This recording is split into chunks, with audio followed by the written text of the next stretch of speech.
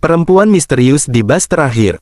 Arif, seorang pria berusia 40 tahunan, adalah seorang sopir bas malam yang sudah bertahun-tahun mengabdi pada pekerjaannya. Tubuhnya kekar dengan wajah yang terlihat lebih tua dari usianya karena kerasnya hidup. Rambutnya mulai beruban, dan garis-garis kelelahan menghiasi wajahnya. Meskipun begitu, mata Arif masih menunjukkan semangat dan keteguhan. Ia bekerja di rute bas malam yang terkenal sepi dan angker di pinggiran kota. Pekerjaan ini adalah satu-satunya cara baginya untuk menghidupi keluarganya setelah pabrik tempatnya bekerja dulu tutup. Arif dikenal sebagai sosok yang tegar dan jarang menunjukkan ketakutan. Sebagai sopir bas malam, ia sudah terbiasa dengan suasana mencekam dan cerita-cerita seram yang sering diceritakan oleh sesama sopir.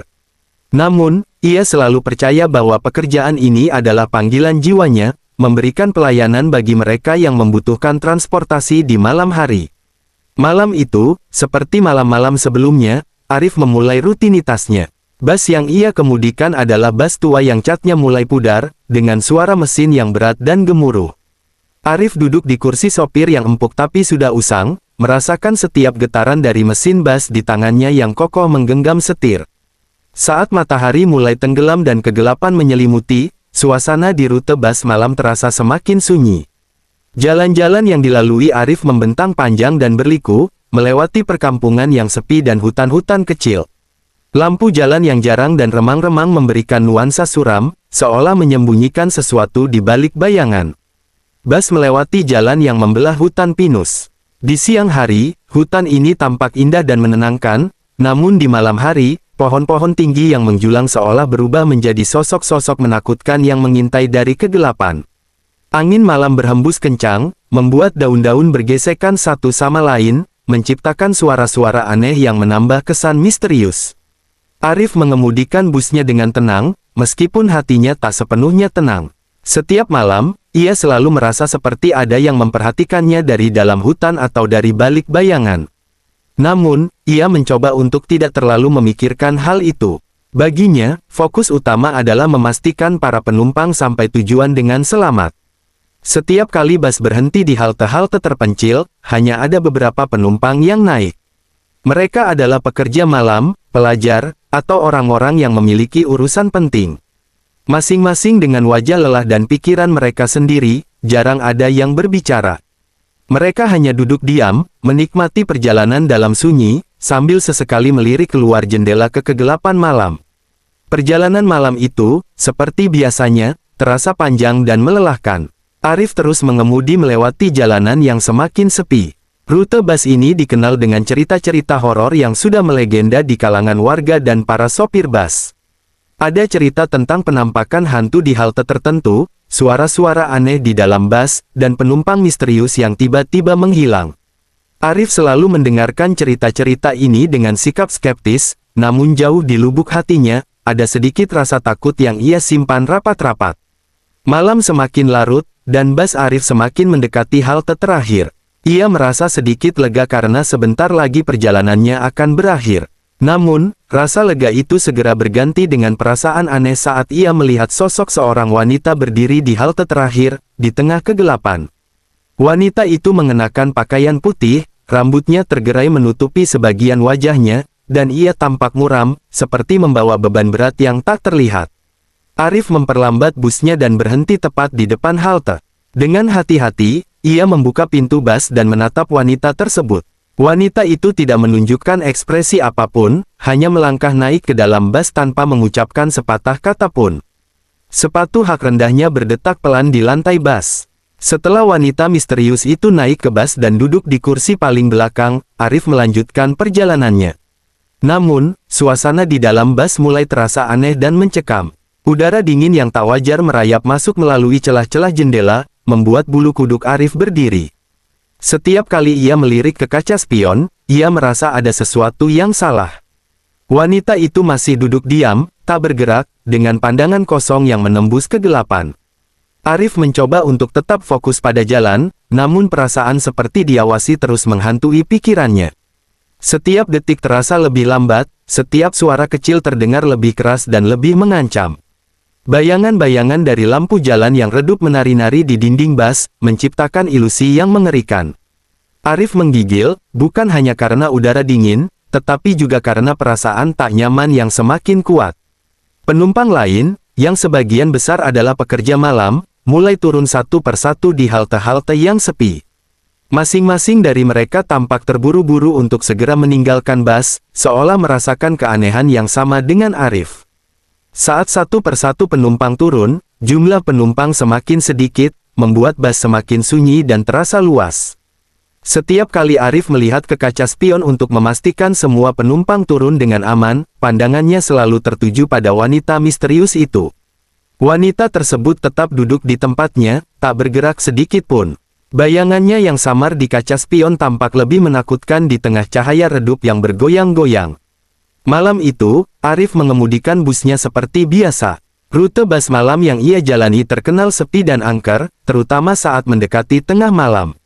Udara dingin menyelusup melalui celah-celah jendela, membawa serta rasa gelisah yang tak bisa dijelaskan. Lampu-lampu dalam bus yang temaram memancarkan cahaya redup, menambah kesan suram dan misterius di dalam bus. Setiap kali bus melewati jalan yang gelap dan hutan-hutan kecil, bayangan pepohonan tampak seperti sosok-sosok menakutkan yang mengintai dari kegelapan. Arif duduk di kursi sopir, menggenggam erat setir bus. Suara mesin bus yang menderu pelan dan getaran halus dari jalanan yang tidak rata terasa menenangkan sekaligus menegangkan. Setiap detik berlalu dengan lambat, dan setiap suara kecil terdengar lebih keras dari biasanya. Keheningan di dalam bus, hanya diselingi oleh suara mesin, membuat suasana semakin mencekam. Arif merasakan hawa dingin yang semakin menusuk, dan bulu kuduknya berdiri. Perasaan seperti diawasi membuatnya tidak nyaman. Penumpang mulai turun satu persatu di halte-halte yang tersebar di sepanjang rute. Mereka adalah pekerja malam, pelajar, atau orang-orang yang memiliki urusan penting di malam hari. Wajah-wajah mereka tampak lelah, dan masing-masing tenggelam dalam pikirannya sendiri. Namun, setiap kali Arif melihat ke kaca spion, ia selalu mendapati wanita misterius itu tetap duduk di kursi paling belakang, diam dan tidak bergerak. Wanita itu naik di halte sebelumnya, mengenakan pakaian putih panjang dan memiliki rambut panjang yang menutupi sebagian wajahnya. Sejak pertama kali melihatnya, Arif sudah merasa ada sesuatu yang aneh. Penumpang berikutnya yang turun adalah seorang pria tua. Ia melangkah keluar dari bus dengan cepat, seolah ingin segera meninggalkan suasana mencekam di dalam bus. Pintu bus tertutup di belakangnya, dan keheningan kembali menyelimuti. Arif melirik ke kaca spion lagi, dan wanita itu masih duduk di tempatnya, sama sekali tidak bergerak. Selanjutnya, seorang ibu dengan anak kecil turun di halte berikutnya. Arif membantu mereka keluar, dan saat kembali ke kursi sopir, ia melirik ke kaca spion lagi. Wanita itu masih di sana, tidak menunjukkan tanda-tanda ingin turun atau bergerak sedikit pun. Arif merasakan ketegangan yang semakin meningkat. Jantungnya berdebar lebih cepat, dan keringat dingin mulai mengalir di dahinya. Bus melanjutkan perjalanan menuju halte berikutnya, dan satu persatu penumpang terus turun. Setiap kali ada yang turun, Arif berharap wanita itu akan ikut turun, namun harapannya selalu pupus. Wanita misterius itu tetap duduk di kursi paling belakang, tatapannya kosong, seolah tidak peduli dengan apa yang terjadi di sekitarnya.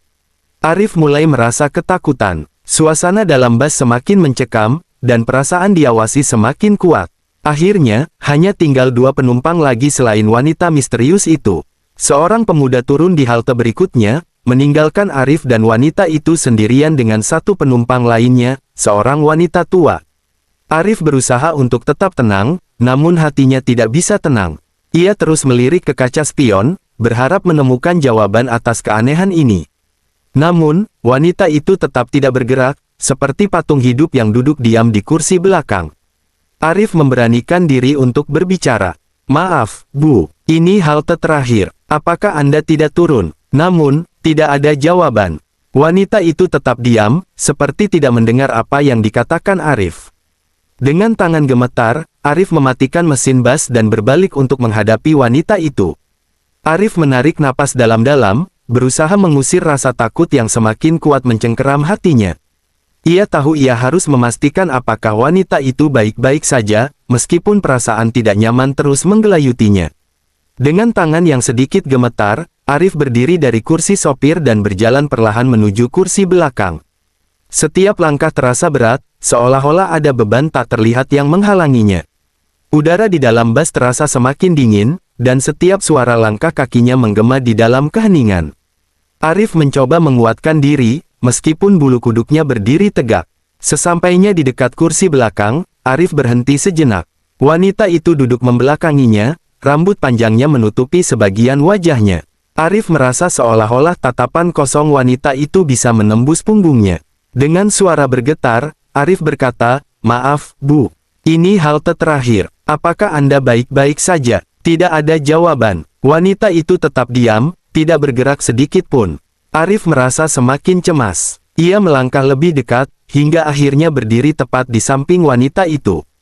"Bu, apakah Anda perlu bantuan?" tanyanya lagi. Namun, saat Arif melihat lebih dekat, ia terkejut. Wajah wanita itu tampak pucat dan dingin, mata kosongnya tidak bergerak. Tubuhnya terasa kaku dan tidak bernyawa. Arif merasakan napasnya tercekat. "Ya Tuhan," bisiknya, perlahan mundur dengan perasaan ngeri. Sebelum Arif sempat bereaksi lebih jauh, tubuh wanita itu tiba-tiba hilang, menghilang dalam sekejap mata seperti kabut yang tertiup angin. Arif terhuyung ke belakang, jatuh terduduk di lantai bus. Di tempat wanita itu duduk, hanya tersisa kursi kosong dan hawa dingin yang menusuk. Arif terperangah, tidak percaya dengan apa yang dilihatnya. Bagaimana mungkin seseorang menghilang begitu saja? Dengan hati yang berdebar kencang, Arif memeriksa kursi tersebut, mencari tanda-tanda apapun yang bisa menjelaskan keanehan ini. Kemudian, di tempat wanita itu duduk, tiba-tiba Arif menemukan sesuatu yang mengerikan. Sebuah boneka usang tergeletak di kursi. Boneka itu tampak tua dan rusak, dengan pakaian putih yang lusuh. Yang paling mengejutkan adalah wajah boneka itu menyerupai wanita misterius yang tadi duduk di sana. Mata boneka itu yang kecil dan tajam menatap lurus ke arah Arif, dengan senyuman yang menyeramkan di bibirnya. Arif merasakan darahnya membeku. Ia mundur beberapa langkah, tidak mampu mengalihkan pandangannya dari boneka tersebut. Suasana di dalam bus menjadi semakin mencekam, dan hawa dingin menusuk tulang. Arif tahu bahwa ada sesuatu yang sangat salah dengan wanita itu dan boneka ini. Dengan tangan gemetar, Arif mengambil boneka itu, berharap bisa menemukan jawaban. Namun, ketika ia menyentuh boneka itu, sensasi dingin yang luar biasa menjalar melalui tubuhnya.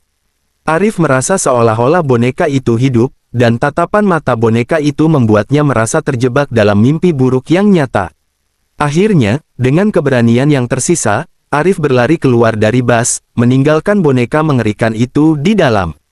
Napasnya terengah-engah, dan jantungnya berdegup kencang. Ia tahu malam ini telah berubah menjadi mimpi buruk yang tak akan pernah ia lupakan. Kisah penumpang terakhir yang menghilang dan boneka yang menyeramkan itu akan menghantuinya selamanya, menjadi bagian dari cerita-cerita horor yang akan diceritakan di kalangan para sopir bus malam.